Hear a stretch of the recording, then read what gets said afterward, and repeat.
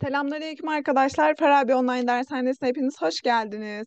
Bu videomuzda sizlerle birlikte 7. ünitemizin B ve C kısımlarını işliyoruz arkadaşlar. 7. ünitemizin B kısmında sıfat fiillerden, C kısmında ise edatlardan bahsedeceğiz arkadaşlar. Ünite 7 B sanat türleri. Görmüş olduğum, çekmekte olduğunuz, söyleyecek oldukları şeklinde sıfat fiillerimiz verilmiş. Açıklayacak oldukları bilgiler sansasyon yaratacak. Görmüş olduğunuz yapıt 4. yüzyıldan kalma. Oynamakta olduğumuz oyunu daha yeni öğrendik şeklinde sıfat fiillerimize kurulmuş birkaç örnek verilmiş arkadaşlar. 7. ünitemizin beceriler kısmında sanat türlerini öğrenme konumuz mevcuttu arkadaşlar. Bununla ilgili bir okuma metnimiz verilmiş. Sanat türleri. Sanatı nasıl sınıflandırabiliriz? Geleneksel sınıflandırmada bazı çağdaş sanatların yer bulamaması, sanatın çağdaş bir sınıflandırılmasının yapılmasını gerekli kılmıştır. Biçim verilen malzeme değiştikçe sanatın değişik adlara ayrılması mümkün olabiliyor. Ancak sanatı çeşitlendirirken sadece malzeme yönüyle sınıflandırma yapmak mümkün değildir. Malzemenin yanı sıra ifade ediş biçimi veya daha kapsamlı bir ifadeyle yaratıcılık. Bu sınıflandırmada önemli bir etkendir. Söz gelimi bir heykeltıraş da ağaca biçim verebilir, bir marangoz da.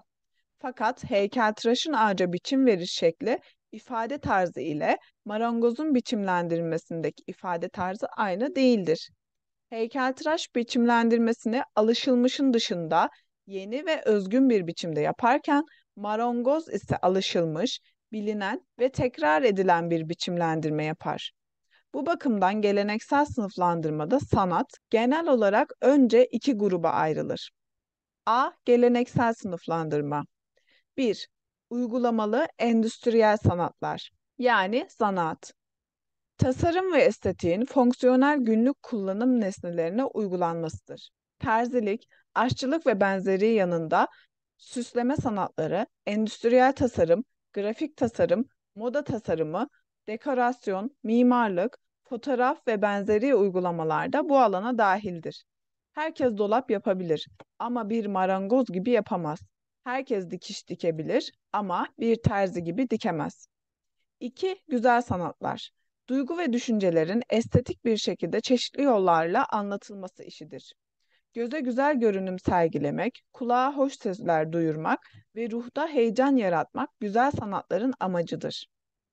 Güzel sanatlar teriminin ortaya çıkışındaki motivasyon, resim, heykel gibi görsel sanat dallarını tekstil, seramik gibi zanaat ve uygulamalı sanatlardan ayırmaktadır. Buradaki güzel, sanat eserinin niteliğini değil, disiplinin estetikle bağlantısını vurgulamak için kullanılmıştır.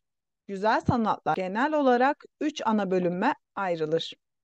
A. Görsel, plastik sanatlar, resim, heykel. B. İşitsel, fonetik sanatlar, müzik, edebiyat. C. Dramatik sanatlar, dans, tiyatro, opera, kukla. B. Çağdaş sınıflandırma. Geleneksel sınıflandırmanın dışında kalabilen bazı türler olabiliyordu. Bu sebeple çağdaş bir sınıflandırmaya gerek duyulmuştur. Bu sınıflandırmada söz konusu sanat dalının niteliği ve tekniği göz önünde bulundurulmaktadır. Böylece sanat dallarını içine alan bir sınıflandırma yapmış olduğumuzu söyleyebiliriz. Buna göre şöyle bir sınıflandırma yapılabilir. 1. Yüzey sanatları.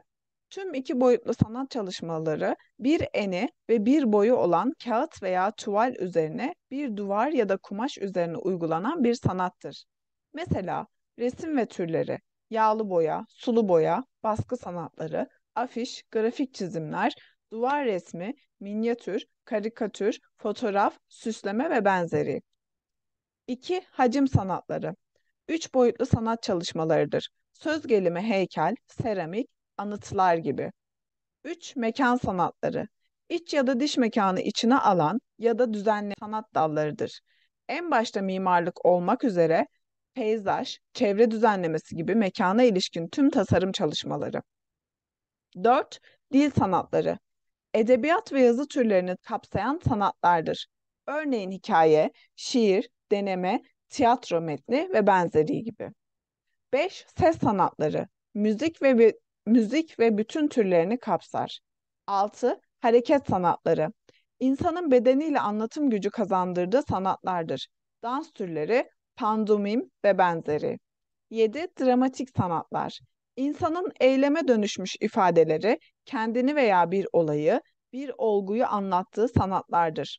Örneğin tiyatro, müzikal oyun, kukla gibi sahne sanatları, sinema, gölge oyunu ve benzeri gibi şeklinde bir okuma metnimiz verilmiş arkadaşlar. Bu okuma metnimizde sanat türlerini geleneksel sınıflandırma ve çağdaş sınıflandırma olmak üzere ikiye ayırmıştır. Şimdi ise hazırlık çalışmamızda metne göre aşağıdaki sanatlar geleneksel ve çağdaş sınıflandırmaya göre hangi tür sanattır yazalım şeklinde bir hazırlık çalışmamız verilmiş.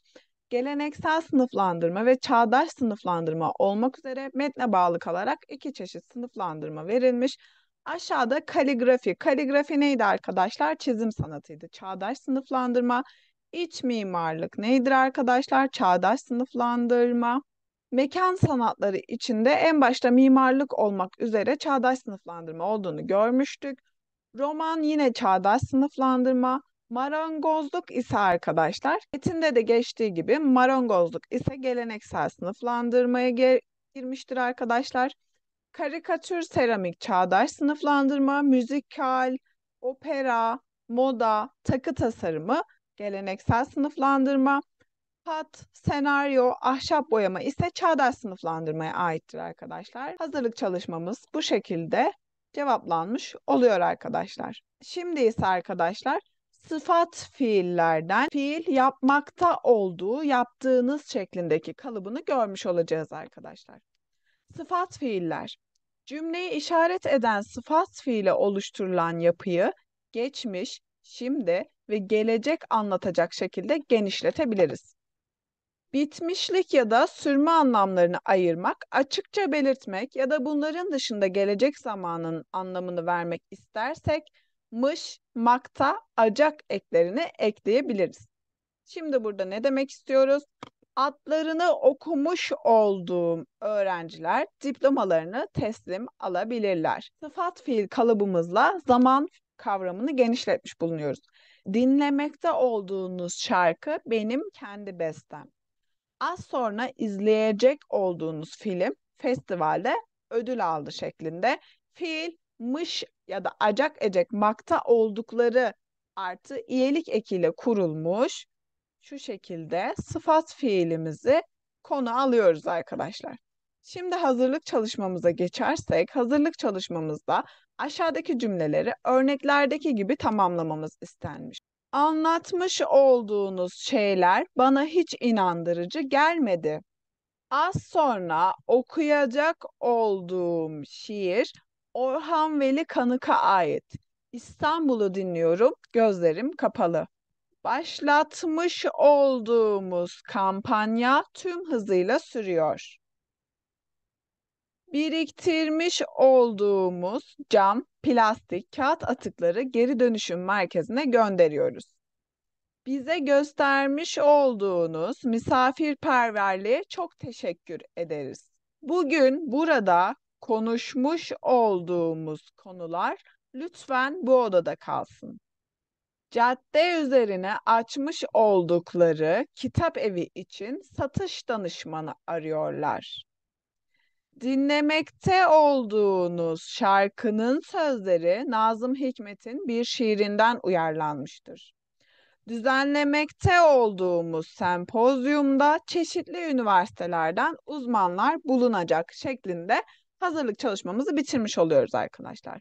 Ve 7. ünitemizin B bölümü dinleme, yazma, konuşma bölümleriyle son bulmuş oluyor arkadaşlar.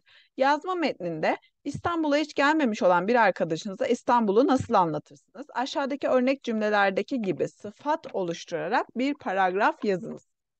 Bir yıl daha kalacak olduğum bu şehir. Sıfat neydi arkadaşlar?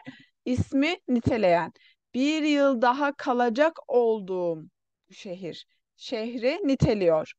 İstanbul'da yaşamakta olan insanlar. Burada tamamen bir sıfat insanları niteliyor arkadaşlar. Bu şekilde sizin de cümleler yazarak İstanbul'u anlatmanız isteniliyor. 7. ünitemizin C bölümünde ise arkadaşlar edatlardan bahsetmiş olacağız. 7. ünite C bölümü Doğu Batı sanatı. Fırtınadan dolayı, toplantı nedeniyle, senin yüzünden, arkadaşım sayesinde, geleceksin diye şeklinde edatlar kullanılarak örnekler verilmiş.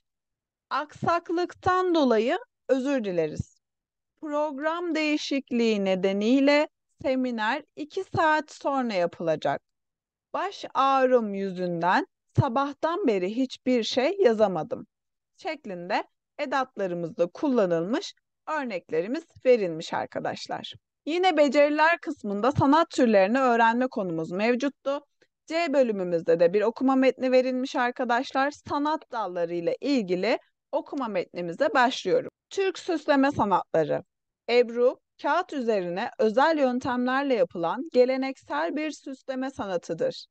Ebru kelimesine köken olarak bulut anlamına gelen Farsça ebr kelimesi gösterilmektedir. Bu kelimeden türetilen bulut gibi ya da bulutumsu anlamına gelen ebri kelimesi Türkçe'de değişerek ebru biçimini almıştır. Gerçekten de ebru bulut izlenimi uyandıran bir görünümdedir. Ebru kelimesi bir başka görüşe göre su yüzü anlamına gelen Farsça'da abru tamlamasından gelmektedir. Ebru sanatının ne zaman ve hangi ülkede ortaya çıktığı bilinmemekle birlikte bu sanatın Doğu ülkelerine özgü bir süsleme sanatı olduğu kesindir. Bazı İran kaynaklarında ilk kez Hindistan'da ortaya çıktığı yazılıdır. Hindistan'dan İran'a, oradan da Osmanlılara geçmiştir. Gene bazı kaynaklara göre de Ebru, Türkistan'daki Buhara kentinde doğmuş ve İran yoluyla Osmanlılara geçmiştir. Batıda Ebru, Türk kağıdı diye adlandırılır. Tesip ise eski bir süsleme sanatıdır. Kelime Arapçada altınlama, yaldızlama anlamına gelir. Ama tesip yalnız altınla değil, boya ile de yapılır. Daha çok yazma kitaplarının sayfalarını, hat levhalarının kenarlarını süslemede kullanılmıştır. Tesip, doğuda olduğu kadar batıda da uygulama alanı bulmuş bir sanattır. Özellikle Orta Çağ'da Hristiyanlığın kutsal metinlerini, dua kitaplarını süslemede yoğun biçimde kullanılmıştır. Zaman içinde kitaplarda, resimlerde öne çıkmış, tesip yalnızca başlıklardaki büyük harfleri süslemekle sınırlı kalmıştır. Türklerde tesibin geçmişi Uygurlara kadar uzanır. Mani dininin Uygurlar arasında yayıldığı 9. yüzyılda tesip sanatı da görülmeye başlanmıştır. Bu dönemde İslam ülkelerinde de tesip yaygın bir sanattı. Anadolu'ya Selçukluların getirdiği tesip en gelişkin dönemini Osmanlılar zamanında yaşamıştır. Hat sanatı denince Arap harflerinin kullanılmasıyla oluşturulan güzel yazı sanatı akla gelir. Bu sanat Arap harflerinin 6. ve 10. yüzyıllar arasında geçirdiği uzunca bir gelişme döneminden sonra ortaya çıkmıştır. Türkler Müslüman olduktan ve Arap alfabesini benimsedikten sonra uzun bir süre hat sanatına herhangi bir katkıda bulunmamışlardı. Türkler hat sanatıyla Anadolu'ya geldikten sonra ilgilenmeye başladılar ve bu alanda en parlak dönemlerini de Osmanlı zamanında yaşadılar. Türk hat sanatının kurucusu sayılan Şeyh Hamdullah'ın üslup ve anlayışı 19. yüzyıla kadar sürdü. Hafız Osman, Arap yazısını estetik bakımdan en olgun biçimini kazandırdı. Bu tarihten sonra yetişen hattatların hepsi Hafız Osman'ı izlemişlerdir. Türkler 6 tür yazı dışında İranlıların bulduğu talik yazısında yeni bir üslup yarattılar. Minyatür çok ince işlenmiş ve küçük boyutlu resimlere bu tür resim sanatlarına verilen addır. Orta Çağ'da Avrupa el yazması kitaplarda baş harfler kırmızı renkle boyanarak süslenirdi. Bu iş için çok güzel kırmızı bir renk ve Latince adı minium olan kurşun oksit kullanılırdı. Minyatür kelimesi buradan türemiştir. Bizde ise eskiden resme nakış ya da tasvir denilirdi. Minyatür için daha çok nakış kelimesi kullanılırdı. Minyatür sanatçısı ise resim yapan, ressam anlamına gelen nakkaş ya da musavvır denirdi. Minyatür daha çok kağıt, fil dişi ve benzeri maddeler üzerinde yapılırdı. Minyatür, Doğu ve Batı dünyasına çok eskiden beri bilinen bir resim sanatıdır. Ama minyatürün bir Doğu sanatı olduğunu, Batı'ya Doğu'dan geldiğini ileri sürenler de vardır. Batı, Doğu ve Batı minyatürleri resim sanatı yönünden hemen hemen birbirinin aynısı olmakla birlikte renk ve biçimlerde, konularda ayrıklıklar görülür. Minyatür kitapları resimlemek amacıyla yapıldığından boyutlar küçük tutulmuştur. Bu ortak özelliktir. Doğu ve Türk minyatürlerinin bazı başka özellikleri de vardır. Bu minyatürlerinin çevresi çoğu kez tesrip denen bezemeyle süslenirdi. Minyatürde sulu boyaya benzer bir boya kullanılırdı. Bilinen en eski minyatürler Mısır'da rastlanan ve 2. yüzyılda papirüs üzerine yapılan minyatürlerdir. Daha sonraki dönemlerde Yunan, Roma, Bizans ve Süryani el yazmalarının da minyatürlerle süslendiği görülür. Hristiyanlık yayılınca minyatürler, özellikle el yazması İncil'leri süslemeye başladı. Avrupa'da minyatürün gelişmesi 8. yüzyılın sonlarına rastlanır. 18. yüzyılda ise minyatürün süslenecek metinle doğrudan doğruya ilgisi olma gözetimiyle ve yalnızca dini konulu minyatürler değil, din dışı minyatürler de yapılmaya başlandı. Şeklinde hazırlık çalışmamız verilmiş ve bu hazırlık çalışmamızda sanat dallarından bahsedilmiş arkadaşlar. Şimdi ise dil bilgisi konumuz olan edatlardan bahsediyoruz arkadaşlar. Dan dolayı nedeniyle edatı. Bu edatlar isim ya da gruplarıyla birlikte kullanılarak ana cümledeki yüklemin sebebini anlatır. Kötü hava koşulları nedeniyle yolculuğumuzu erteleme kararı aldık. Kötü hava koşullarından dolayı. Burada edatın kullanım amacı cümlenin nedenini, sebebini belirtmektir. Kötü hava koşulları nedeniyle yolculuğumuzu erteleme kararı aldık. Hasta olması nedeniyle sınavı kötü geçti. Hasta olmasından dolayı sınavı kötü geçti. Ana cümlemizde belirtilen sebebi açıklamaktadır. Sayesinde yüzünden edatımız, bu edatlar isim ya da isim gruplarıyla birlikte kullanılarak ana cümledeki yüklemin sebebini anlatırlar. Olumlu bir sonuç söz konusuysa sayesinde, olumsuz bir sonuç söz konusuysa yüzünden kullanılır. Onun yüzünden çok ağladım dediğim zaman bu bir olumsuzluk bildirir. Ağladım kelimesi olumsuzluk bildiren bir kelimedir. Ay, ağabeyimin yardımları sayesinde matematik notum yükseldi. Olumlu anlam bildiren bir cümledir. Olumlu anlam olduğundan dolayı sayesinde edatı kullanılmıştır. İzlediğim korku filmi yüzünden bütün gece uyuyamadım. Uyuyamadım. Bu cümlenin geneline baktığımız zaman cümlemiz anlamca olumsuz bir cümledir. Cümlenin anlamca olumsuz olması sebebiyle yüzünden edatı kullanılmıştır. Diye edatımız cümlede sebep anlatan yan cümlenin sonuna gelir. Ana cümlenin öznesinin algısıyla ilgili sebepleri anlatılabilir. D fiiline a eklenerek yapılan zarf fiil yapısıdır.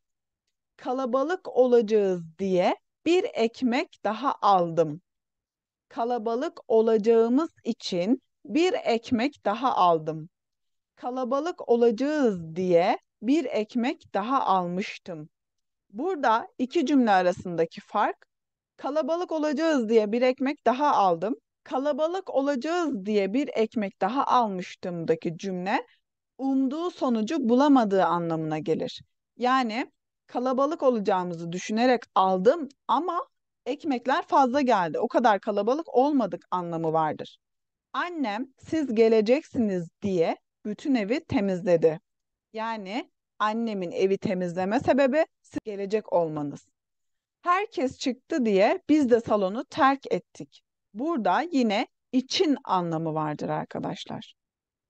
Şimdi ise C bölümümüzün hazırlık çalışmasına geçelim arkadaşlar.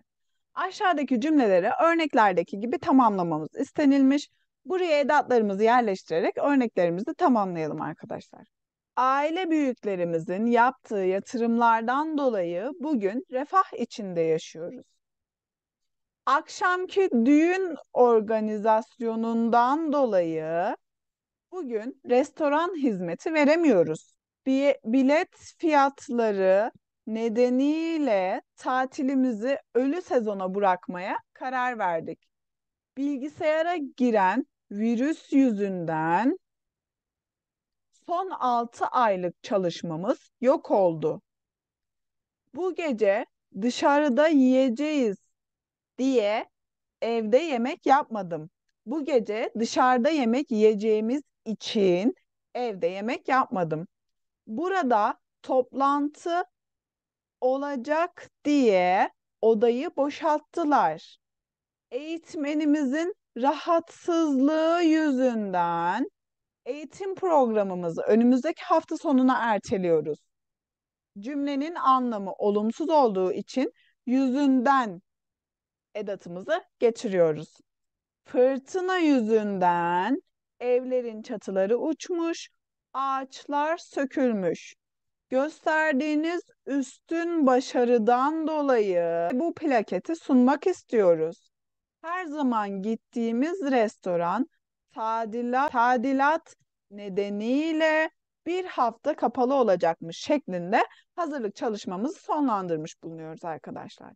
Ve böylelikle 7. ünitemizin sonuna gelmiş bulunuyoruz arkadaşlar. Evet arkadaşlar, bu videomuzda 7. ünitemizin B ve C kısımlarıyla sizlerle birlikte olduk. Bir sonraki videomuzda 8. ünitemize giriş yapmış olacağız. Hepinize Allah'a emanet olun. Görüşmek üzere.